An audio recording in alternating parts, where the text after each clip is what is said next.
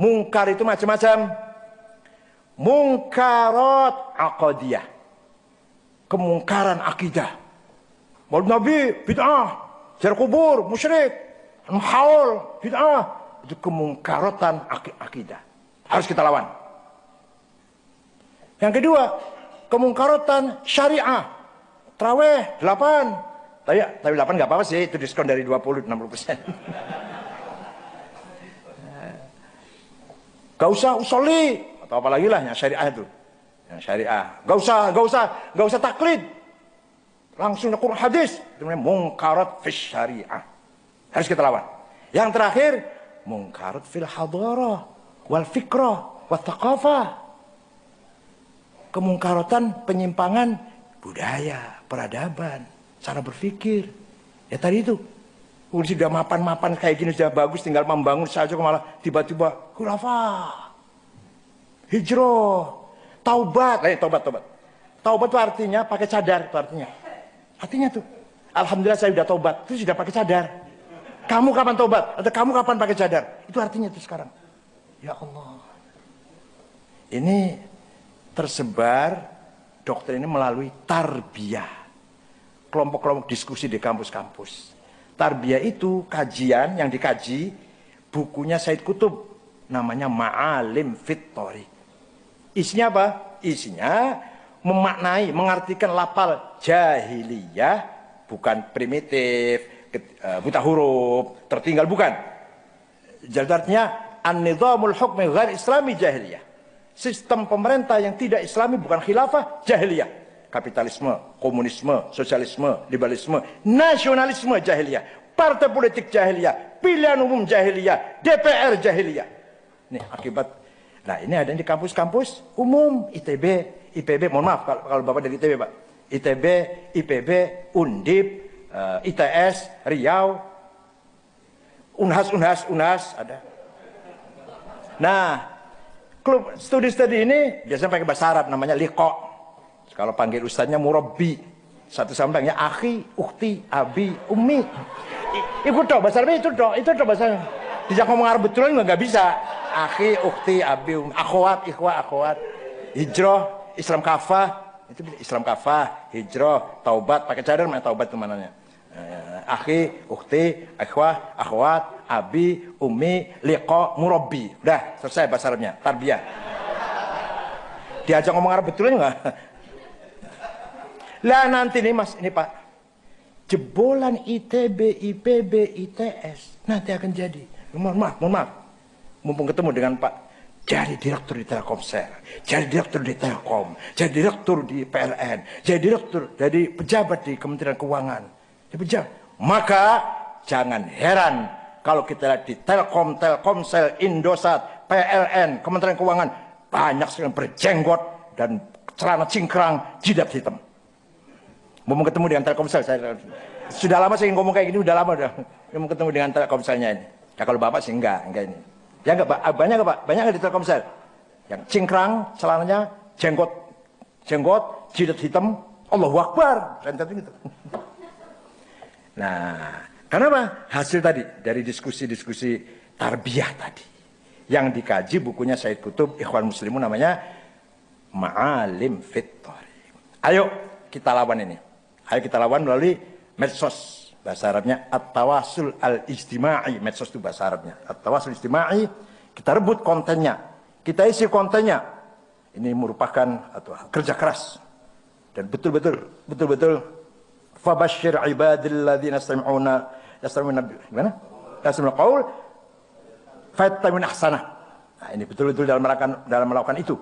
Ayo kita kasih berita gembira pada masyarakat dan carikan hal-hal yang baik untuk diikutin. Jangan asal konten. Jangan asal. Ini dari medsos inilah terjadi Arab Spring. Tunis ada orang penjual sayur miskin protes pidato di depan gedung DPR parlemen. Nggak ada yang dengerin. Bakar diri, nyiram bensin, bakar dirinya. Dari situ medsos bergerak, terjadilah revolusi di Tunis, presidennya sampai lari terbirit-birit. Zainal Abidin bin Ali dan istrinya lari itu.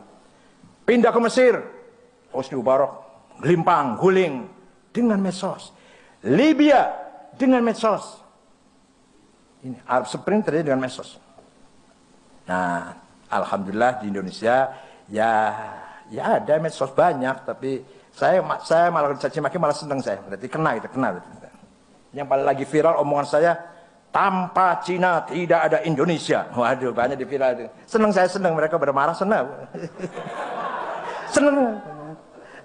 Itu dipotong, Pak Masum. Saya cerita dari awal. Utusan Cina menghadap Singosari, Kertanegara di Malang. Agamanya Islam, namanya Mengke. Dipotong 2 telinganya. Raja Cina marah, kirim pasukan puluhan ribu. Pemimpinnya 3 jenderal, Muslim semua. Ikamize, Zipi, Kausing. Kemudian nyerang Doho, berdiri Majapahit. Jadi berdiri Majapahit, saudara Islam yang dibawa oleh Cina dalam kerajaan Majapahit. Puncaknya Raja Brawijaya V punya istri Cina namanya Su Banci atau Dewi Retno. Yang punya anak Raden Fatah. Yang menghilangkan Majapahit, muncullah Demak. Sunan Gunung Jati punya istri Cina, Ong Tin namanya. Istri tua ngamuk. Kalau istri Cina cantik barangkali, jadi istri tuanya. Dipindah ke selatan. Yang istri Cina dipindah ke selatan, 30 km dari Cirebon. Punya anak kuning-kuning. Anaknya itu disebut Kuningan. Cirebon. Syekh Hasan Kuro, Rekas Dengklok, Kerawang. Tahun 1410. Qori, Kuro itu Qori, pembaca Quran, suaranya enak. Cina itu. Nah, nanti punya santri kutilang, kuning tinggi langsing. Namanya Subang Larang. Nah, Raja Prabu Siliwangi Kuncaningrat jatuh cinta pada santrinya Syekh Kuro. Kelepek-kelepek lah. Langsung dikawin masuk Islam. Nah, Raja Prabu Siliwangi ketika masuk Islam, kila itu apa gimana? Menurut berita, murtad. Tapi menurut berita lagi, ya tidak murtad tapi nggak semangat. Islamnya nggak semangat. Tapi punya anak nanti akan mengislamkan seluruh Jawa Barat, Prabu Kian Santang alias Sunan Rahmat Suci alias Ki Galantrang Ki Setra. Wah, itu dongeng Jawa Barat nih. Jadi Cina itu, Syekh Kuro itu Cina itu. Nah itu, terus saya kesimpulannya, tanpa Cina tidak ada Indonesia. Oh itu aja yang di viral. Pada komentar jelek-jelekin saya, seneng saya, alhamdulillah berhasil. Nanti ada lagi, nanti saya bikin lagi nanti. Apa? Hal yang saya hormati, selamat, terima kasih pada Telkomsel yang telah bergabung atau bergandengan tangan dengan NU. Walaupun sudah agak terlambat, ya nggak apa-apa daripada enggak. Percayalah, NU punya komitmen nasionalis religius nasionalis. Misi perdamaian kemanusiaan dan misi kemasyarakatan membangun kekuatan civil society, pendidikan, kesehatan, ekonomi lemah, memberdayakan masyarakat, mencerdaskan masyarakat tanpa pamrih. Nggak ada gaji. Kiai-kiai itu nggak ada gajinya itu. Ngajar di musolanya, toiletnya nggak ada airnya, hidupnya bolong. Kayaknya itu bajunya kokot 3 bulan belum dicuci. Kopiahnya hitam campur coklat. Sendalnya lili. Tasnya itu bukan mereknya Ecolak, Delsi masih mending itu. Gak usah ignore kemahal. Ecolak aja enggak, Delsi aja enggak. Tasnya kiai itu ada tulisan pojok, Musyawarah Majelis Ulama Kabupaten. Tapi yang gitu itu kalau ngajar Pak. Kalau ngajar masyarakat. Yang akur, yang rukun, jangan bertengkar. Nggak ada Kiai NU musola gini lo ngerakit bom caranya, nggak ada itu, nggak ada. Gini lo caranya ngerakit bom, gini masangnya, nggak ada itu, saya jamin nggak ada. Saya jamin nggak ada. Kiai NU sampai ke ranting tidak satu pun yang radikal, satu aja nggak ada. Santri pesantren NU 22.000 pesantren tidak satu pun yang radikal. Kalau santri NU, kalau ada musibah apa kata Kiai? Yang sabar, yang tegar, optimis. Itu artinya kiai kecil itu sedang membangun integritas bangsa, sedang memperkuat kepribadian jati diri bangsa Muslim Indonesia. Sabar, kokoh, tegar, punya prinsip.